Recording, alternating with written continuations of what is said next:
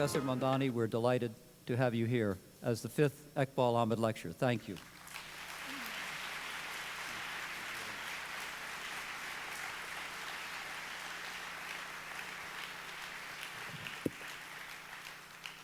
I didn't know Eqbal Ahmad,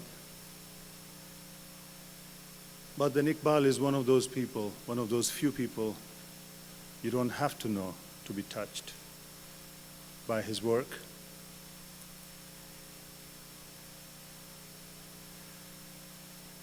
I got to know of his work initially when I would come to this country during the 90s as a visiting professor from East Africa, and more so after 9/11, when his writings became more or less compulsory reading for those trying to understand the kind of forces that were increasingly shaping the world we live in. I've resisted the temptation to turn this lecture into an opportunity to distribute or to share just my work with a large audience. But I hope I have taken into account what Eqbal Ahmad stood for, and therefore what aspect of my work may resonate with you as an audience who has come here to honor and pay homage to the memory of Eqbal Ahmad.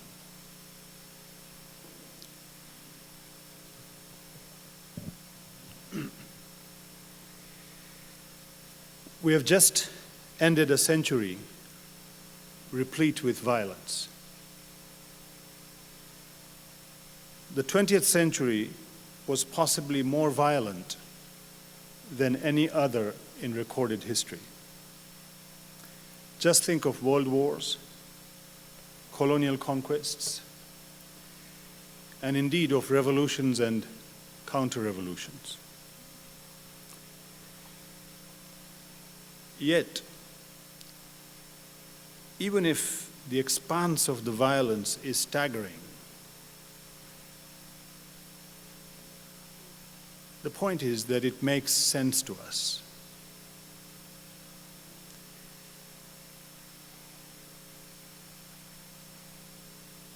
I want to begin by suggesting to you that the modern political sensibility sees political violence as necessary to historical progress. Ever since the French Revolution, moderns, that's us, we have come to see violence as the midwife of history. The French Revolution gave us terror, and it gave us a citizens' army. The real secret behind Napoleon's battlefield successes, spectacular successes, was that his army was not comprised of mercenaries, but of patriots, meaning those who killed for a cause, who were animated by national sentiment, by what we've come to recognize as religion, secular religion, nationalism. Reflecting on the French Revolution, Hegel thought of man in the generic sense as different from animals, in that man was willing to die for a cause higher than life.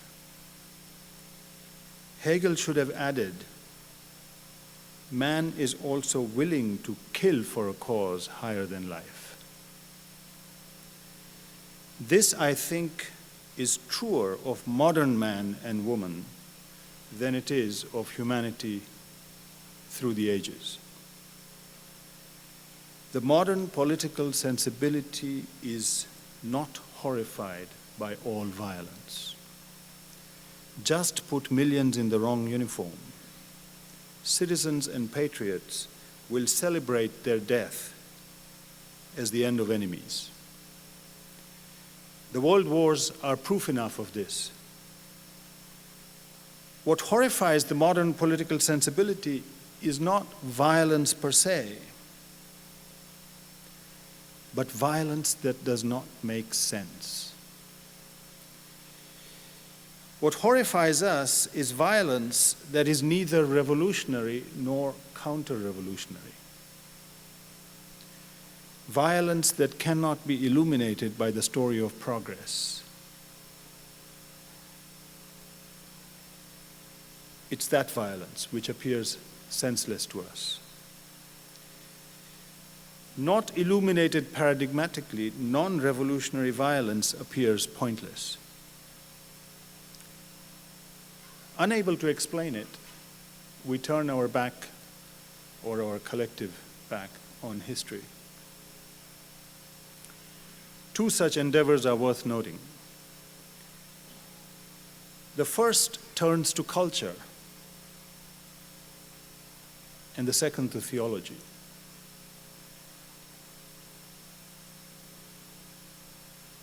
The distinction is this: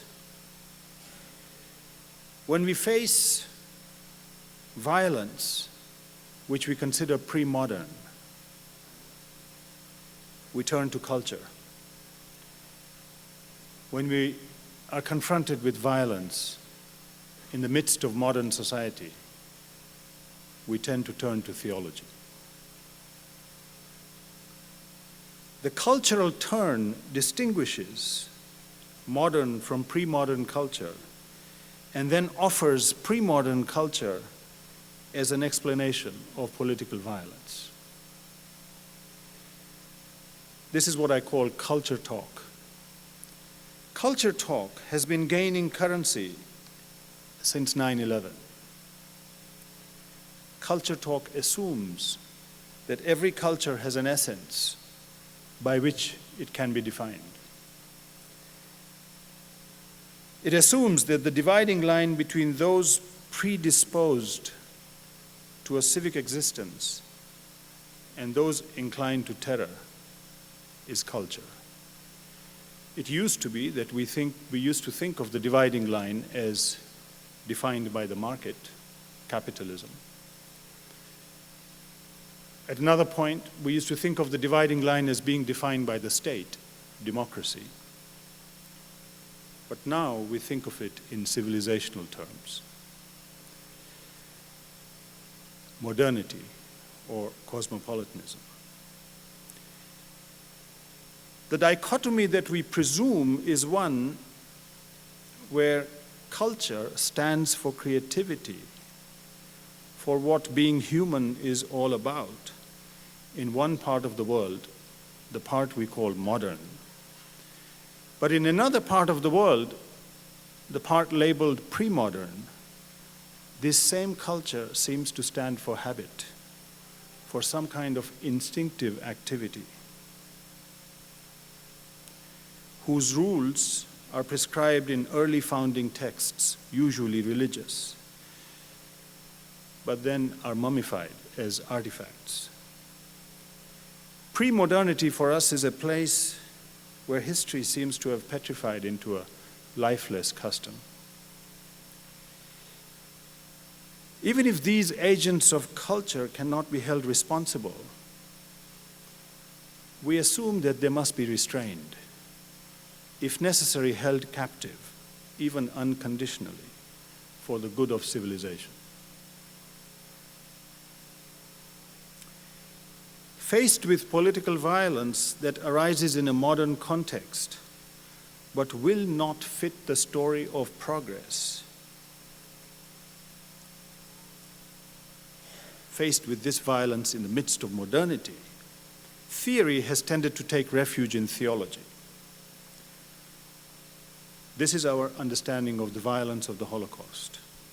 We understand the violence of the Holocaust by branding it as evil, an evil that stands outside of historical time. Rather than understand the Holocaust as a clue to the debased and grim side of humanity, This kind of thinking turns the horror into a question mark against the very humanity of its perpetrators. And so we separate them from us. They are not human. And a look at them simply confirms to exalt us. It's a political pornography. Just as in any pornography, the nakedness is of the other, not of the self.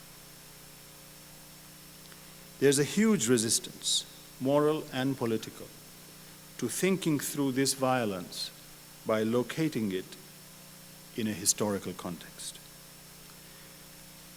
Now, my talk today is going to take these two parts. In the second part, I will look at American cosmopolitanism,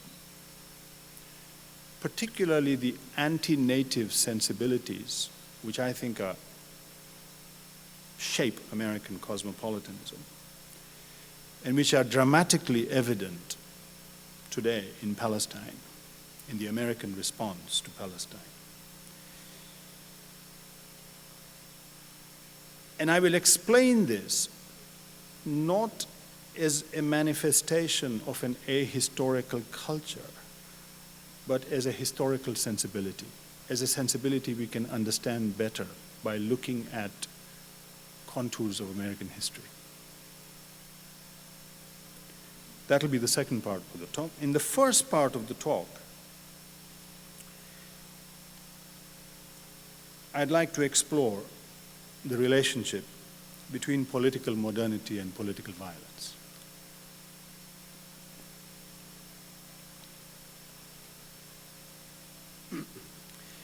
We tend to locate the birth of modernity in the European Renaissance. And we identify the beginning of the Renaissance with the year 1492.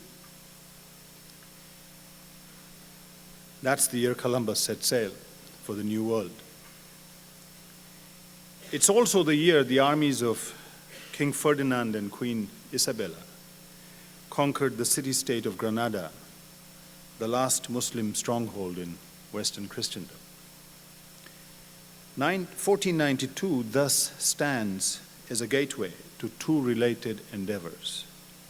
One, the conquest of the world, and second, the unification of the nation. The unification of the nation was political, and its hallmark was the birth of the nation-state. Now, even if contemporary eulogists of modernity would have us think of political modernity as the dawn of democracy, 19th century political theorists, outstandingly Max Weber, clearly recognized that it was not democracy, but the legitimate monopoly of means of violence in the institutions of the centralized state that constituted the kernel of political modernity. This monopoly over political violence, this single institutional innovation, gave us the prerequisite not only of what we call civil society today, a short form for civilized society, meaning society that does not resort to violence to settle its internal disputes.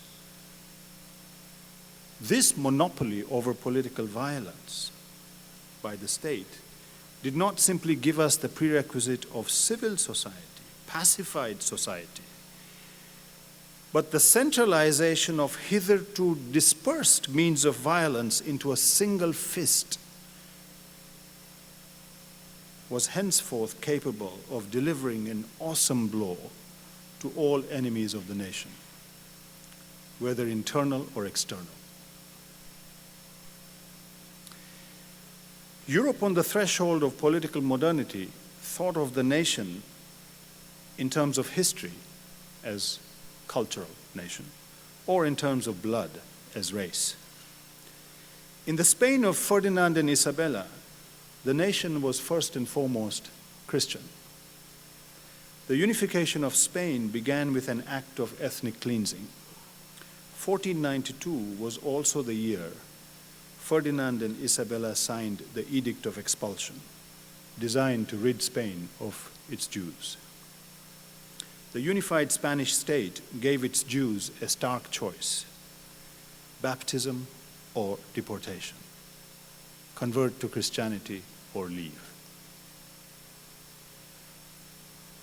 It is estimated that about 70,000 Jews, Spanish Jews, converted to Christianity and remained in Spain, only to be plagued by the Inquisition, to be accused of insincere conversion.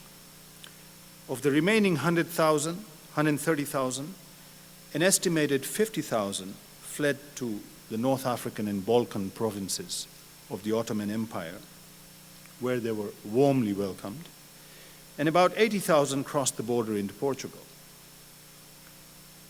The expulsion from Spain came in at the close of a century that had witnessed the expulsion of Jews from one after another part of Europe.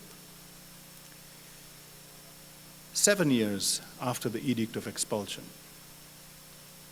in 1497, the Spanish state gave its Muslims the same choice: convert to Christianity or leave. The history of the modern state can be read as the history of race. If read in this manner, that history brings together the story of two victims of European political modernity: the internal victims of state building and the external victims of imperial expansion. Now, it is this joining that Hannah Arendt accomplished in her monumental study on the Holocaust. In the corpus of Holocaust writing, Hannah Arendt stands apart for one reason. Rather than talk of the uniqueness of the Holocaust, Arendt insisted on locating the Holocaust in the history of genocide.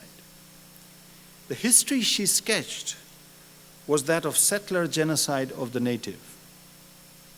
It was the history of imperialism, specifically of twin institutions, racism and bureaucracy. Quote, "Of the two main political devices of imperialist rule, race was discovered in South Africa and bureaucracy in Algeria, Egypt, and India. Not only did genocide have a history, but modern genocide was nurtured in the colonies." And I quote, "The elimination of Hottentot tribes, the wild murdering by Karl Peters in German Southwest Africa, the decimation of the peaceful Congo population from 20 to 40 million reduced to 8 million people, and worst of all, the triumphant introduction of such means of pacification into ordinary, respectable foreign policies." The idea that imperialism had served civilization by clearing inferior races off the earth was a widespread idea in 19th century European thought, from the natural sciences and philosophy to anthropology and politics. When Lord Salisbury, the British Prime Minister, claimed in his famous Albert Hall speech on May 4, 1898, that one can roughly divide the nations of the world into the living and the dying. On that day, May 4, 1898, Hitler was only 9 years old. But the European air was soaked in the conviction that imperialism is a biologically necessary process, which, according to the laws of nature, leads to the inevitable destruction of the lower races. The paradigmatic example of the destruction of lower races was Tasmania, an island the size of Ireland, where European colonists first arrived in 1803. The first massacre of natives occurred in 1804, and the last native was killed in 1869. Similar fates awaited the Maoris of New Zealand, the natives of the Americas, and the Hereros of Southwest Africa. By the time the 20th century dawned, it was a European habit to distinguish between civilized wars and colonial wars. Laws of war applied to wars amongst civilized, where you respected your adversary. But laws of nature applied to colonial wars. Biological necessity expressed in the extermination of the lower races. Sven Lindqvist, the Swedish writer, wrote a history of bombing, in which he shows that bombing originally was considered as an instrument of war, fit only in an encounter with the uncivilized races. The first bombs were thrown, the first aerial bombing was by the RAF in Somalia.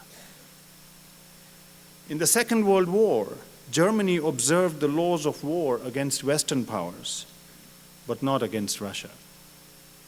As opposed to 3.5%, maximum 4%, of English and American prisoners of war who died in German captivity, 57% of Soviet prisoners, 3.3 million in all, lost their lives.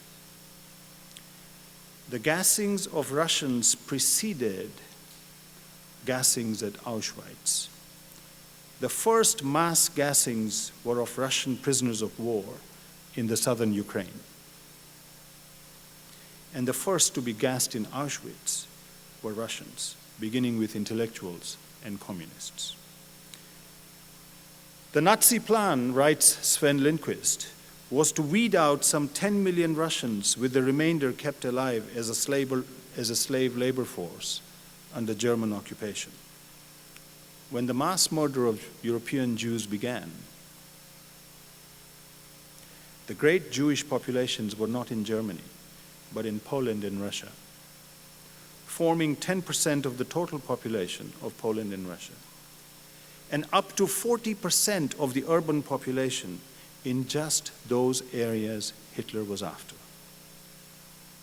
The Holocaust was born at the meeting point of two traditions that marked modern Western civilization: the anti-Semitic tradition and the tradition of genocide of colonial peoples. Here then was the difference in the fate of the Jewish people. They were to be exterminated as a whole. In that, their fate was unique, but only in Europe. This historical fact was not lost on post-war intellectuals from the colonies. In his discourse on colonialism, Aimé Césaire writes that a Hitler slumbers within the very distinguished, very humanistic, and very Christian bourgeois of the 20th century.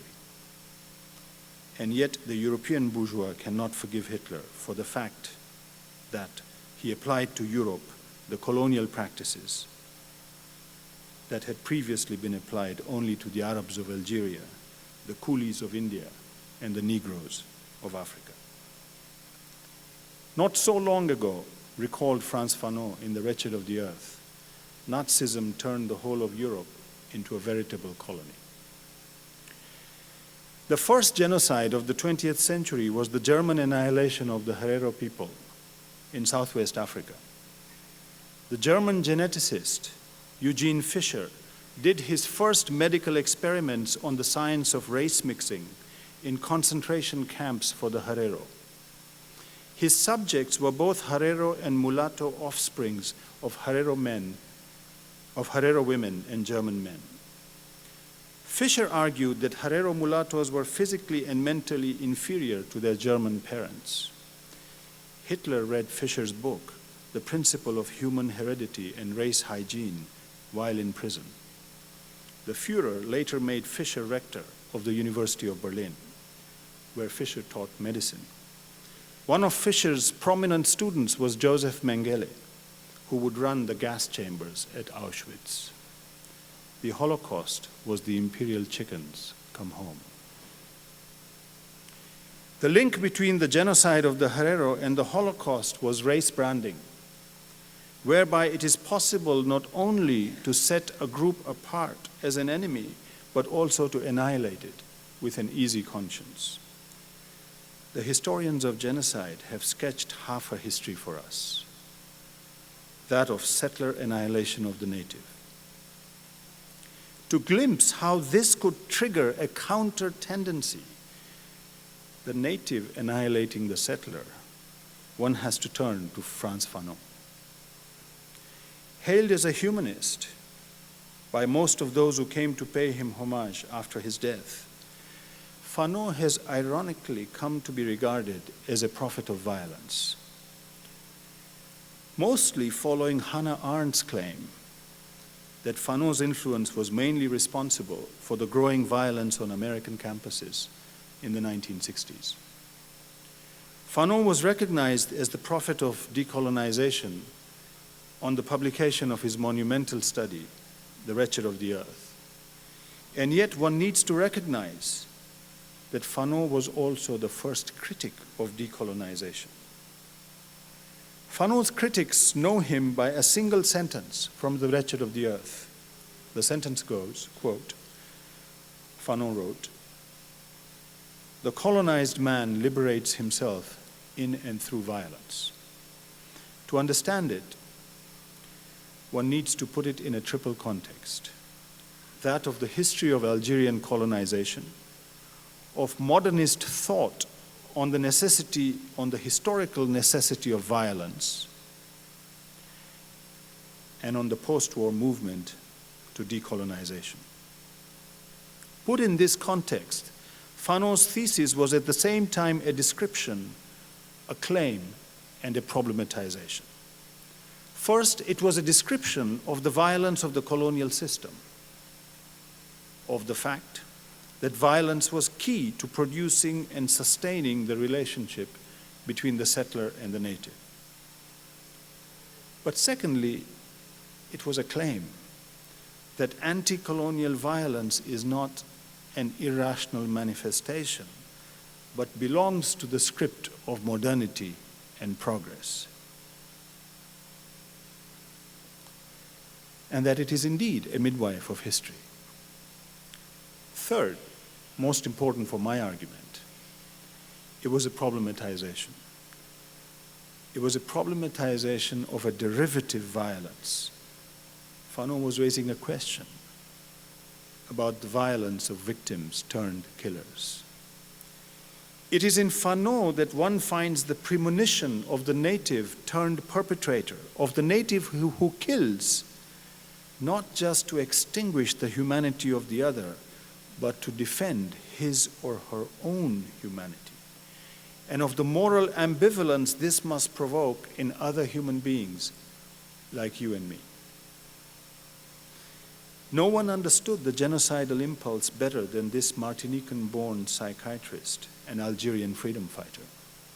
Native violence, Fanon insisted, was the violence of yesterday's victims, the violence of those who had cast aside their victimhood to become masters of their own lives. Listen to Fanon. He of whom they have never stopped saying that the only language he understands is that of force, decides to give utterance by force. The argument the native chooses has been furnished by the settler, and by an ironic turning of the tables, it is the native who now affirms that the colonialist understands nothing but force. For Fanon, the proof of the native's humanity consisted not in the willingness to kill settlers, but in the willingness to risk his or her own life.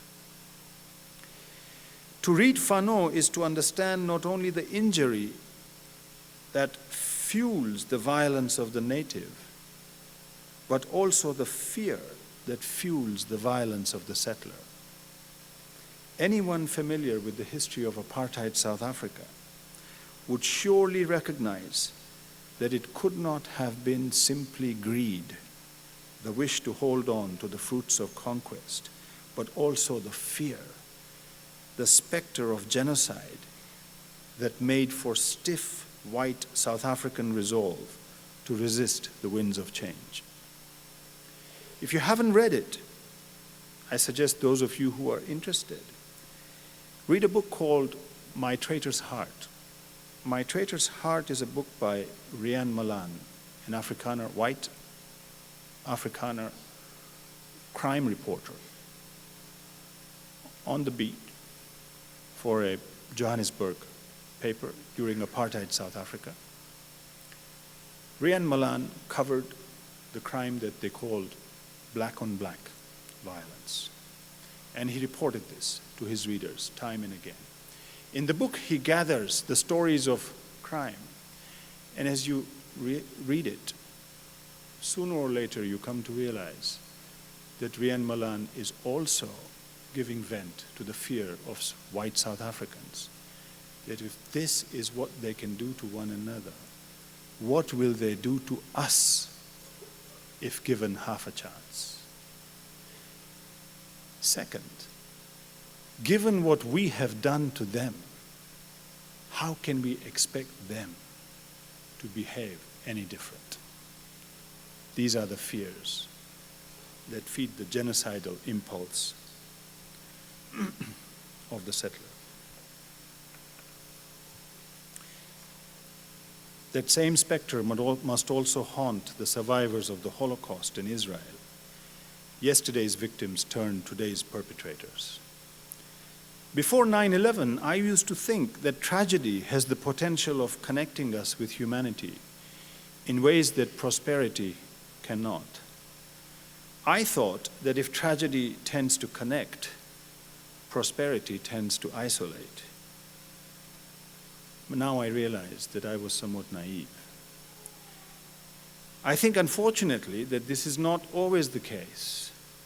One unfortunate response to tragedy is a self-righteousness that tends to exceptionalize one's own condition by seeking proof of one's own special place in the world, even in victimhood. One afternoon, I shared these thoughts with a colleague I had just met. He's the Israeli Vice Chancellor of the Soros-run Central European University. When he told me that he was a survivor of Auschwitz, I asked him what lesson he had drawn from this tragedy. He said that, like all victims of Auschwitz, he too said, "Never again." In time, though, he had come to realize that this phrase lent itself to two markedly different conclusions. One was that never again should this happen to my people. The other was that it should never again happen to any people. I suggest to you that between these two interpretations, nothing less than our common humanity is at stake.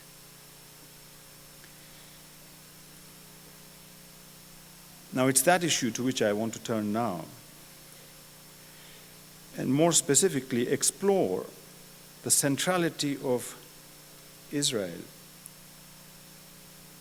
in not only contemporary history, but also in contemporary American thinking about the world.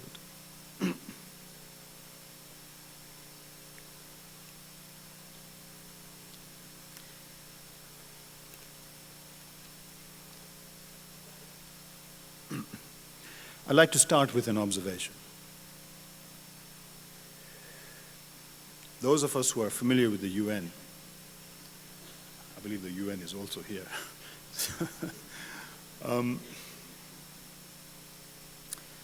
know that there's one state which stands in defiance of practically every UN resolution that affects it. That's the state of Israel. In the international community, the name Israel stands for an exercise of power with impunity. Exercise of power without any accountability.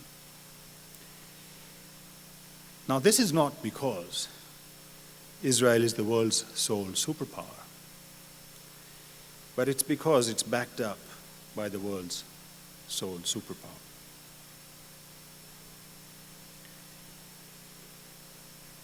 Within the US, it's easier to criticize the US than it is to criticize Israel. The same people who will uphold your democratic right to criticize any government in the world, including the government of the United States, consider any criticism of the state of Israel as potentially anti-Semitic, if not in intent, then in effect. Why? I ask myself, as somebody who hasn't grown up in this country, I ask myself, why can we not use the same standard for the state of Israel as we do for every other state in the world, including the US? What explains the enduring nature of the special relationship between the US and Israel? Is it oil? Is it post-Holocaust morality, that Israel represents the quintessential victim? Is it geopolitics? I don't think these quite explain the enduring relationship. For me to understand this relationship, it has become necessary to look at the US historically and to look at it through a different set of lenses. A set of lenses crafted in a different historical experience, in the African historical experience, since that's where I come from.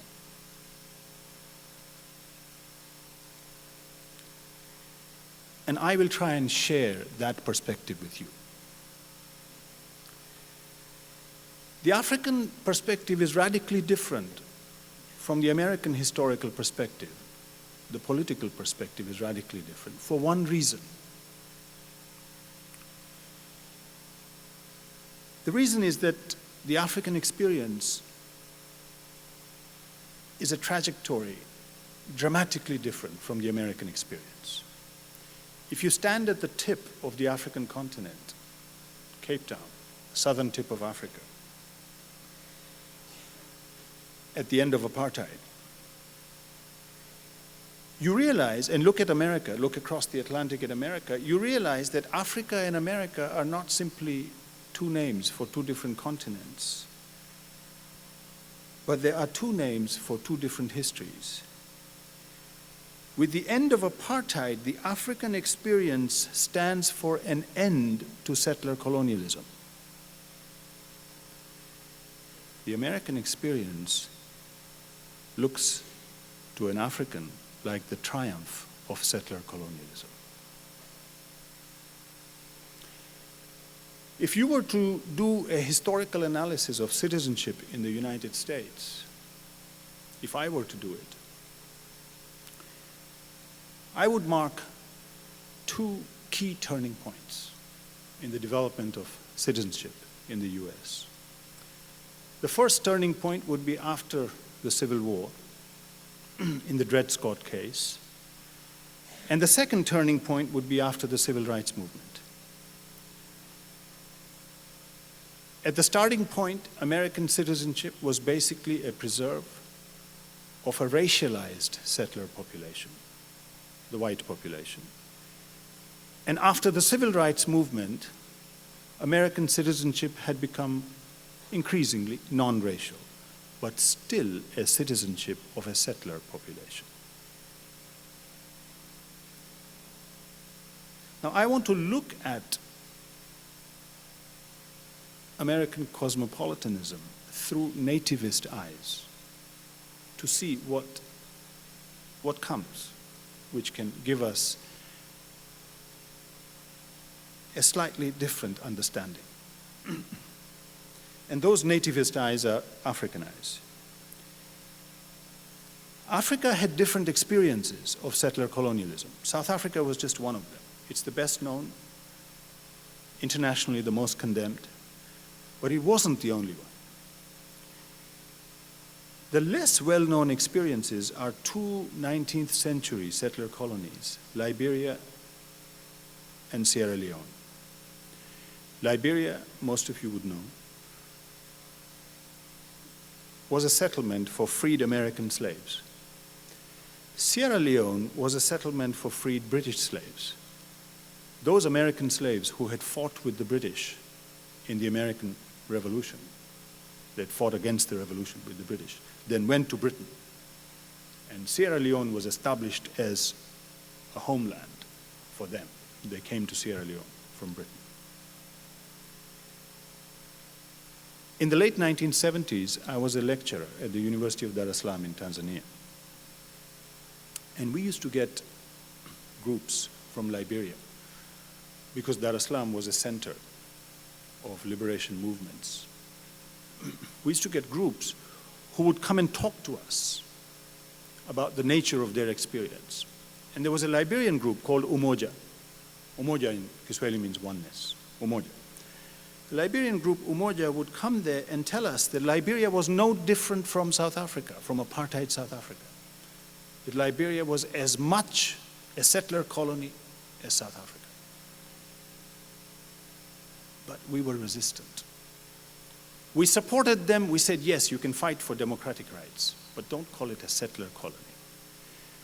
And now when I look back and ask myself, why were we resistant to think of Liberia in the same terms as South Africa, I realize that we were resistant for one reason, which is that Americo-Liberians did not think of themselves as settlers. They thought of themselves as natives coming home. After centuries, but still as natives coming home. The difference in subjectivity was important. Last September, we organized a conference at Columbia where we brought South African intellectuals to Columbia University. We called the conference a South African Conversation on Israel and Palestine. And we asked them to think of South Africa, to step back to the 1980s, the period of sharp confrontation between white and black. And through those eyes, think of contemporary Israel and Palestine. And I realized, and we also invited some Israelis and Palestinians, and I realized that the Israeli subjectivity is that they are not settlers, they are returning natives. If the Americo-Liberians were returning, in their own view, after centuries, the Israelis are returning after millennia.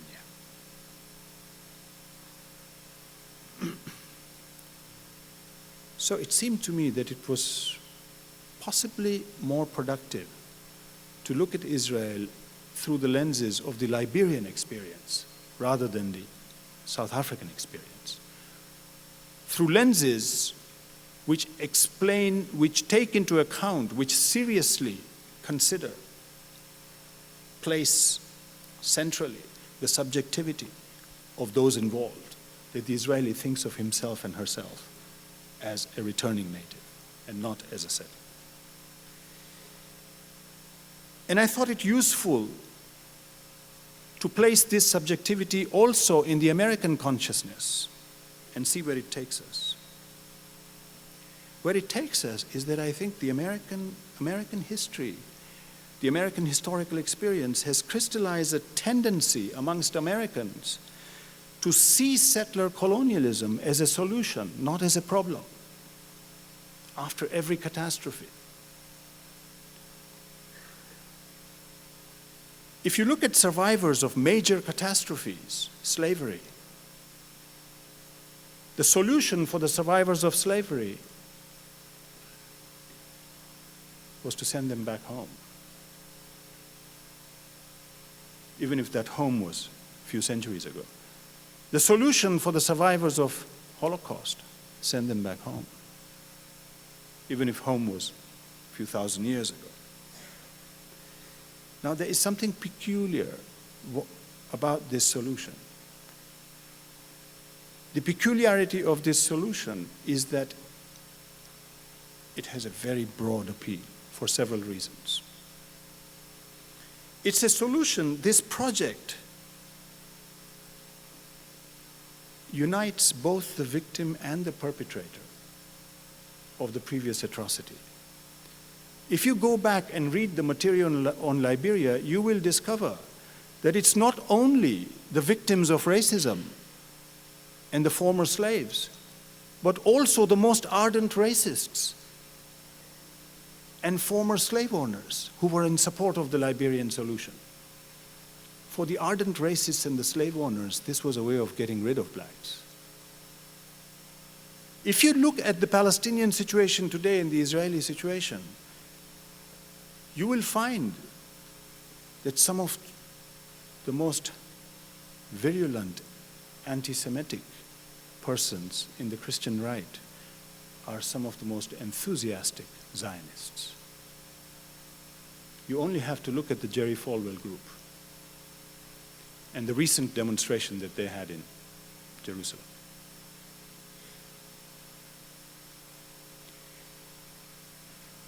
There's also a second characteristic about it. Both these sets of returning natives, those who are returning home, but to a home they have never known, never seen, only imagined. The return home is peculiar because they return home not with the mentality of the native who is home, who never left home, but they return home with a civilizing mission. Americo-Liberians thought of themselves as having come to civilize the African continent. Everything they did, from the presidential palace they built, which was a replica of the White House, to the currency they created, the dollar bill, to the hat and three-piece suits in which they would walk in the blistering sun. Everything gave a sense that they had a notion of civilization they'd carried with them from across the ocean. For the Zionists who returned to Israel, the native who didn't leave, the Palestinians, don't even exist. They are seen as interlopers, as squatters, who must now clear the land since the legitimate owner has arrived. The owner with a claim in a civilized history is back, so the squatters must go. Now, the claim of a civilizing mission can take many forms. In South Africa, the claim of a civilizing mission took the form. South Africans said, "We are the only democracy in Africa." That's what the Israelis say. We are the only democracy in the Middle East. Now, it's true. It's not untrue. It's true, but it's not the whole truth. It is true that the natives, or many of the natives in Dar es Salaam or Kampala, where I was, had less rights than some of the natives in Johannesburg or Cape Town. And it's true that many of the Palestinians inside Israel proper have greater rights than many of the natives do in the Arab world. But that's not the whole truth. The whole truth is that the civilizing mission stops there. That the point of the civilizing mission was never to generalize the rights and the democracy to everybody. It wasn't. Because you didn't deserve those rights. The civilizing mission is premised on culture talk. It's premised on a divide between those who can make culture and those who just find themselves in a culture. The civilizing mission creates a very contradictory unity, a democratic despotism. A polity which is both democratic and despotic. And that combination is a curious outcome of Western modernity. It's a curious outcome of the project that began in 1492, and that created the nation and created global empires. A curious outcome of the notion that only those at home were fit for freedom, not those abroad. So that project, which began in 1492, gave us democratic empires, unlike the Soviet Empire, which wasn't a democratic empire, unlike the Roman Empire, unlike many other empires. Democratic empire, and I think we should understand both not only the limits, but also the possibility of democratic empires. I think the specific feature of democratic empires is that they can be potentially, they can be self-correcting. Vietnam is a proof. I was a student in this country during the Vietnam War. And now when I think back of it, I'm more and more convinced that one of the greatest constraints on the unleashing of American power in Vietnam was the anti-war movement inside the US. That it's actually the anti-war movement in the US which placed limits on how far destructive power could be unleashed on the people in Vietnam. The key lesson of the Vietnam War is the importance of anti-war movements here in the US and inside Israel. After Vietnam, the lesson that was drawn by American administrations was precisely this, except they drew the lesson in a different way. They said, we lost the war because of the press. They hold the press responsible for creating an anti-war movement at home. They said, you, the press, you were only interested in reporting our atrocities, never their atrocities. And when the killing fields of Cambodia happened, the press had no answer. From the time of the killing fields of Cambodia right up to Gulf War 1991, and through that war, the press took the account of the administrations about their atrocities. There were other developments also. Television media was increasingly bought off by entertainment companies who turned news into entertainment. And then there was the Iran-Contra Scandal. The Iran-Contra Scandal could have been a second Watergate, except that liberals in Congress and in the press hesitated. Why did they hesitate? For one reason, because the state of Israel was involved. That's why they hesitated. Well, the state of Israel is a state. It's not a people. It's not a religion. Secularism requires that we make a distinction between state and religion. Democracy requires that we make a distinction between state and society, between power and people. Democratic freedom presumes that when you critique a state, you're not critiquing the people necessarily. That's a presumption. Without a distinction between state and society, between power and people, there can be no democracy. Which is why I think that the state of Israel must be submitted to the same scrutiny as any other state. It must be held as accountable as any other state.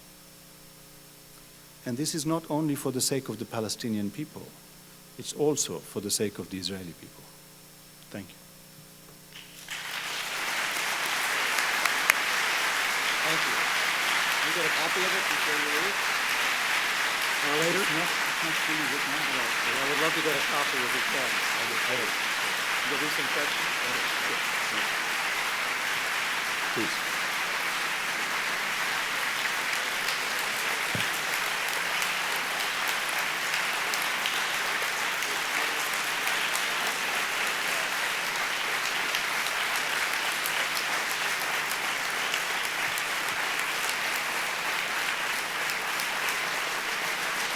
Professor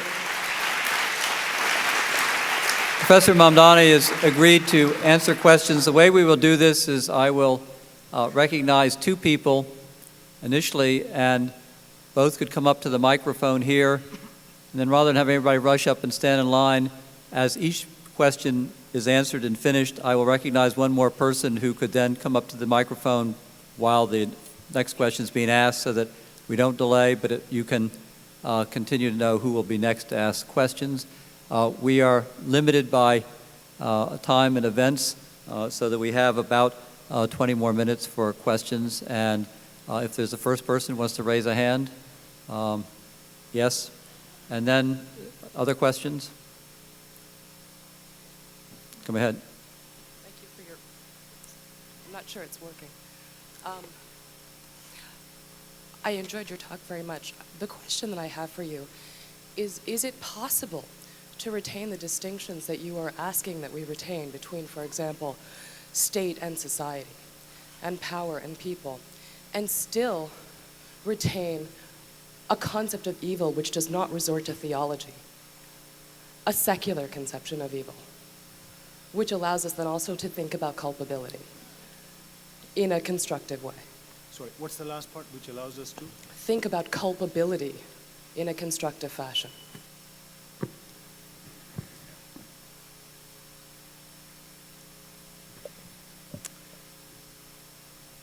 Your fears are absolutely right.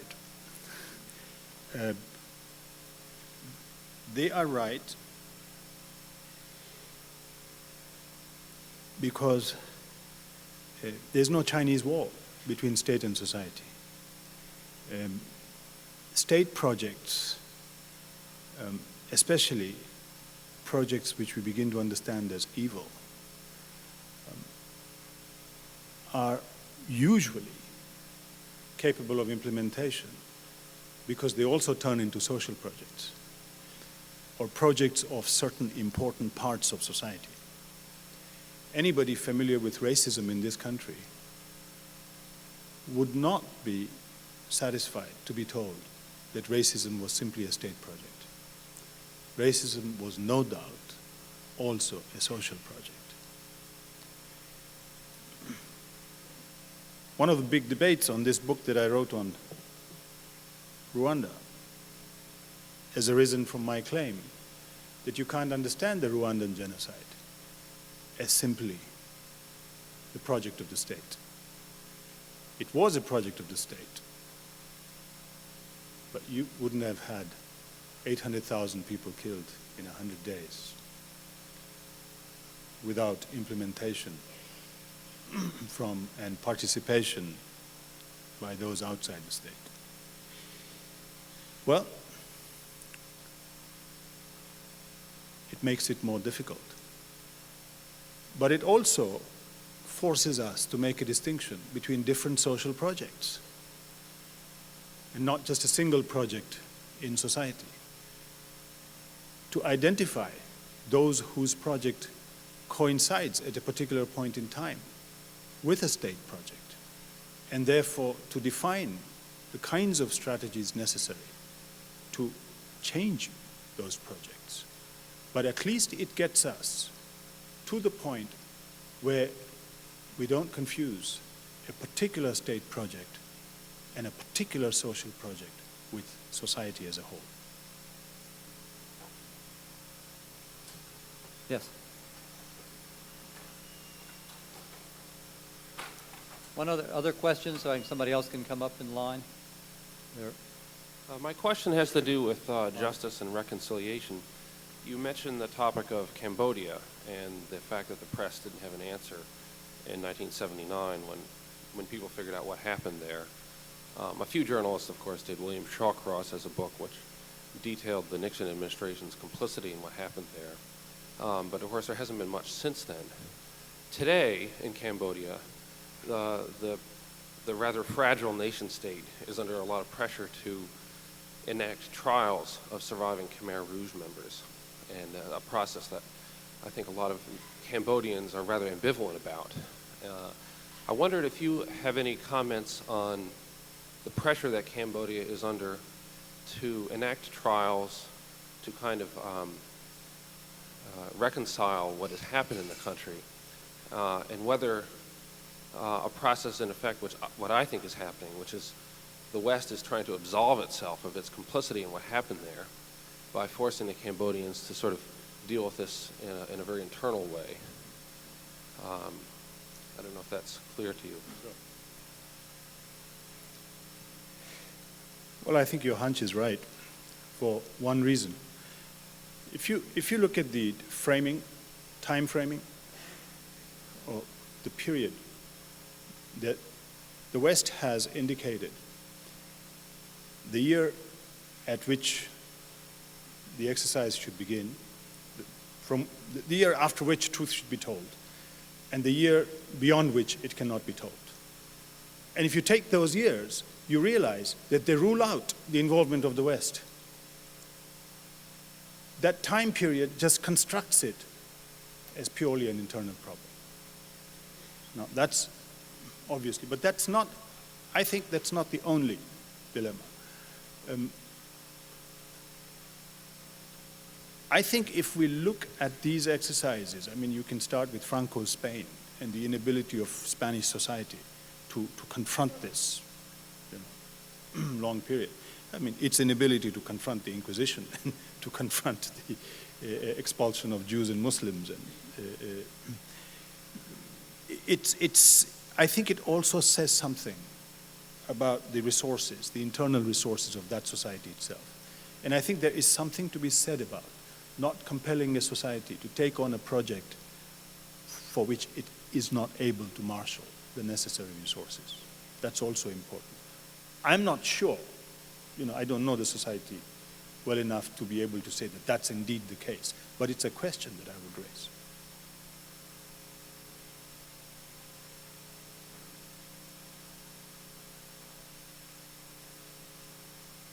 I wanted to ask two quite different questions, if I could. One is whether you would elaborate the idea that you developed that post the civil rights movement in the U.S., we have a non-racialized but settler citizenship.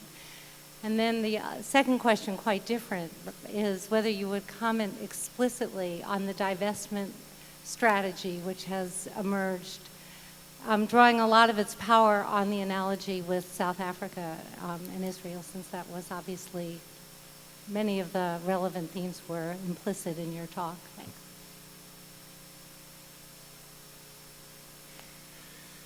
Well, let me start with the last question.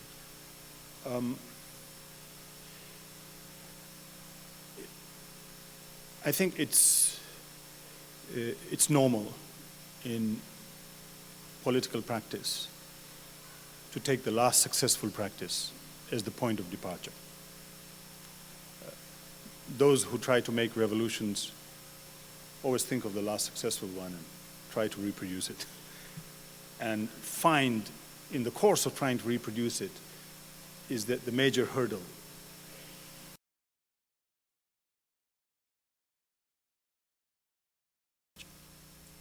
that the analogy was useful in starting out, but the more the analogy limits your analytical encounter with the actual situation, the more limiting the analogy becomes. I think the same is the case with the divestiture movement. In the South African case, of course, the divestiture movement came, it was not the starting point of the anti-apartheid movement. It really came at a time when the movement had significant strength. So it was not a substitute for other kinds of actions and organizing capacities, which to me is not reason to discredit, but to understand a different starting point. And therefore to understand that probably, and I want to underline this, probably the most or the best that can be gotten out of the divestiture initiative is that it will provide the platform to make this a debate. Indeed, it is. It is providing the platform to make it a debate, and out of that debate to forge a set of initiatives which would be more appropriate to the situation, without dropping the divestiture or whatever. I don't know. It's too early, but that would be my response. Well, I'm on American citizenship. I'm thinking of, as I said, the Dred Scott, and I identified two, but I could have identified more, because in the Dred Scott is the moment when the locus of citizenship shifts from individual states to the federal government, and state citizenship becomes residence-based. That notion that your rights are based on your residence and not on your ancestry, it's a radically different notion. There's another moment I didn't talk about, which is, of course, after the Holocaust. The whole notion of a Judeo-Christian civilization and a Judeo-Christian heritage is a post-Holocaust construction. It's a post-Holocaust construction designed to create a civilization, a citizenship, which would be adequate to a project that can take not only American society, but Western society beyond the Holocaust. The very definition of a civilized Christian becomes the Christian who is tolerant of the Jew. That's the definition. And that's why the Harvard president tells us that if you criticize the state of Israel, you're not a tolerant Christian, you're not civilized. The problem is his coupling the state of Israel with Jewish people, in a sense. And that's what I'm trying to argue against. But I was, just taking a single trajectory. I'm sure that for those who work on it, there must be many streams that feed into this.